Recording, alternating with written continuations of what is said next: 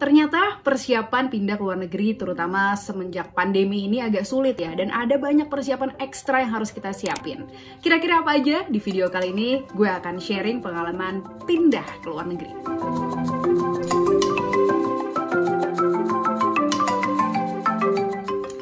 Apa kabar? Balik lagi sama saya Dara. Gue kali ini mau sharing tentang persiapan pindahan ke luar negeri. Pertama-tama gue mau disclaimer dulu bahwa gue sebelumnya belum pernah pindah dari tempat manapun. Maksudnya gue dari kecil lahir tumbuh besar itu ya di Jakarta, di rumah yang sama. Jadi untuk kali ini di video sebelumnya kan gue bilang kalau dapat scholarship ke luar negeri. Nah ini tuh cukup bikin excited banget, persiapannya banyak sekali, dan ini adalah versi gue. So I'm no pro, tapi gue hanya ingin sharing apa saja yang disiapkan, siapa tahu kalian juga mau pindah dan akan memudahkan. Oke, hal pertama yang harus kalian lakukan adalah cari tahu. Bisa dengan browsing, bisa dengan ngobrol sama teman-teman atau keluarga yang sudah ada di sana, atau bisa juga dengan nonton-nonton video. Dengan kalian nonton video ini berarti sudah satu langkah di depan kalian mencari tahu, ya kan? Yang kedua, kalau misalnya kalian sudah tahu, buatlah list apa saja yang harus kalian persiapkan, apa saja yang harus kalian bawa. Kalau saya bikinnya itu kayak di Google Keep, jadi dari handphone tuh gampang dilihatnya, dari jam juga bisa, atau misalnya kamu nyamannya nulisnya di Microsoft Excel, silahkan kalian bikin di situ. Atau lebih mudah lagi, Dar, gue lebih sukanya ditulis di kertas aja, nggak apa-apa. Bikin aja listnya apa saja yang harus kamu bawa dan apa saja yang harus kamu kerjakan sebelumnya. Kenapa kalau nggak ditulis itu takutnya ada yang skip kalau misalnya kelupaan langkah tersebut atau kelupaan barang tersebut, itu agak repot. Di sana kayak nggak ada Gojek soalnya. Oke, kita akan skip bagian persiapan untuk bagaimana mengurus visa atau bagaimana mencari tempat tinggal dan yang lain-lainnya. Ini lebih ke arah barang bawaan yang harus kita bawa. Yang pertama adalah baju atau pakaian. Sebenarnya kalian harus menyesuaikan dengan musim yang ada di sana. Apakah sama dengan musim yang di Indonesia ataukah ada musim yang berbeda, misalkan winter atau musim semi kayak gitu, musim gugur gitu ya. Nah, di situ kan harus butuh baju yang lebih tebal, jaket-jaketnya. Terus juga butuh yang namanya long john atau daleman ya. Mungkin sekarang ada salah satu toko yang menjual heat tech, itu bisa juga dibawa. Cuma memang secukupnya aja. Kenapa? Kita sebenarnya bisa beli di sana, tapi mungkin lebih gitu kan, jadi kita bawa secukupnya aja. Terus kayak misalnya baju dalam, pastiin kamu cukup untuk beberapa hari. Nah nanti selebihnya kamu mau beli di sana silahkan, itu juga boleh ya. Yang kedua adalah alas kaki. Bawa sepatu atau sandal yang memang favorit buat kamu gunakan, tapi jangan terlalu banyak juga. Pastiin misalnya ada sepatu buat daily use, ada buat olahraga, ada sepatu formal, ada sepatu santai. Kalau 4 ini menurut kamu masih kebanyakan, ya udah bawa yang daily aja, nanti yang lainnya bisa beli di sana. Rich. Ya nggak apa-apa. Kalau gue sih kemarin bawa 4 jenis itu gitu ya. Kalau misalnya pengen nambah koleksi, ya udah nanti ya mungkin harus beli, tapi ya jangan malu kalau nanti kalian difoto sepatunya itu lagi. Wah, berat soalnya bawa di koper. Yang ketiga adalah personal medication. Kira-kira kamu membutuhkan jenis obat-obatan tertentu yang kamu biasa minum di sini atau konsumsi gitu ya. Di sana mungkin nggak dijual, dan kalau misalnya susah nyarinya dan kamu butuh, itu cukup sulit. Kamu harus ke dokter dulu. Ini membutuhkan waktu yang panjang dan bahaya juga. Jadi silakan bawa secukupnya, jangan sampai terlalu banyak juga, karena kalau kebanyakan takut dikira pengedar kita. Ya pokoknya misalnya ya amit-amit ada yang asma kah, atau misalnya ada yang sakit lambung, obat yang cocok ini, macem-macem. Kalau misalnya paracetamol di sana sebenarnya dijual, di luar negeri pasti dijual paracetamol, tapi ya secukupnya dibawa aja di tas kamu kalau traveling. Yang keempat sebetulnya adalah toiletries atau misalnya peralatan kamar mandi gitu ya. Sebenarnya kamu bisa bawa secukupnya aja, misalnya yang travel size. Sikat gigi, pasta gigi, sabun, shampoo, bawa sedikit aja, atau deterjen buat cuci juga bawa sedikit aja. Sebenarnya di sana pasti dijual, udah pasti, tapi paling tidak 2-3 hari pertama ketika kamu sampai di sana itu sudah bisa menggunakan yang kamu bawa itu. Takutnya belum ketemu tempat belinya, belum ada tiket buat pergi-pergi naik transportasi umum, agak repot kan. Jadi better kita bawa sedikit aja. Yang kelima adalah stationeries, terutama buat kamu para students. Silahkan bawa secukupnya aja karena di sana pasti dijual, dan ya tricky sih, agak berat, tapi paling nggak pulpen sama notes kecil lah buat catat sesuatu itu udah kita bawa ya. Kemudian selanjutnya yang keenam adalah electronics. Ini penting banget buat para wanita, misalnya mau bawa catokan, mau bawa hair dryer, pastiin juga voltasenya itu sesuai dan juga colokannya itu kompatibel sama negara yang kamu mau datengin. Kalau tidak, pastiin bawa universal charger. Oh iya, ada yang penting lagi. Ini loh, stop kontak ya. Stop kontak itu dibawa karena memang perlu kita pasti nge-charge banyak hal. Di list juga jangan lupa electronics yang kamu butuhkan apa aja.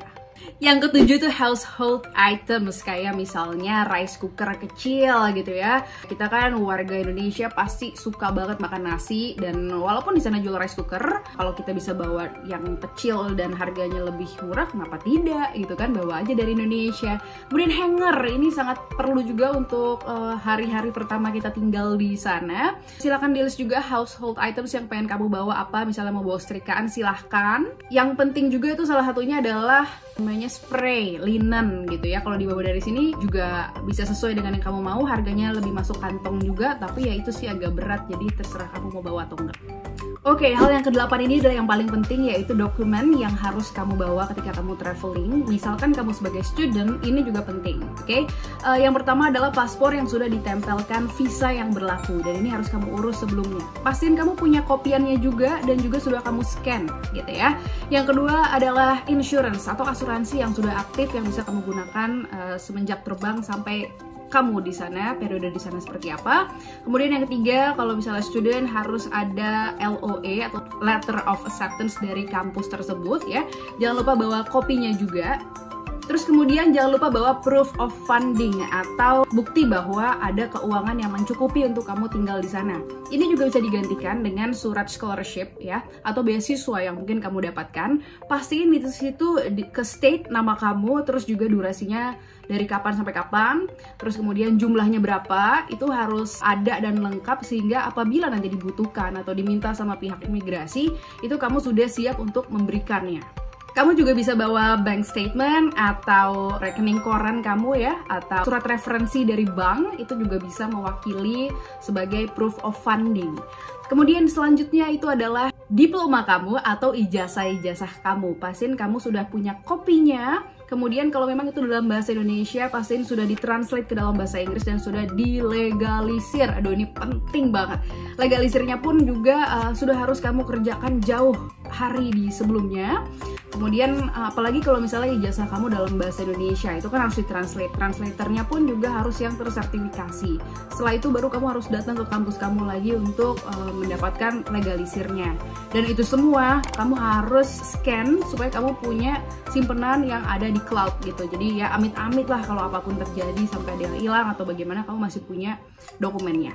Nah, selanjutnya buat kamu yang sudah berkeluarga, mungkin mau membawa keluarga untuk juga ikut berangkat ke luar negeri untuk pindah untuk sekolah misalnya, kamu bisa bawa marriage certificate atau buku nikah. Kalau di Indonesia ini buku nikahnya bisa kamu fotokopi, kemudian nanti kamu bawa ke KUA dan di situ kamu minta legalisir. Nah, dari KUA harus lagi kamu bawa ke Kemenhumkam, kemudian di situ dilegalisir. Setelah itu kamu pergi lagi ke Kemenlu untuk dilegalisir dan kemudian dibawa ke kedutaan. Kalau dalam hal yang gue lagi ceritakan, ini adalah kedutaan Belanda. Nah, di situ yang semuanya sudah legalisir itu yang kamu bawa. Kemudian birth certificate atau akte lahir itu juga harus dilegalisir. Langkah-langkahnya pun sama, tapi ya nggak harus ke KUA dulu, tapi ke Kemenkumham, Kemenlu, sama ke kedutaan itu wajib. Kenapa harus kamu legalisir nantinya visa kamu? Kalau ketika di Belanda itu harus diubah menjadi residence permit. Nah, itu membutuhkan birth certificate, marriage certificate juga.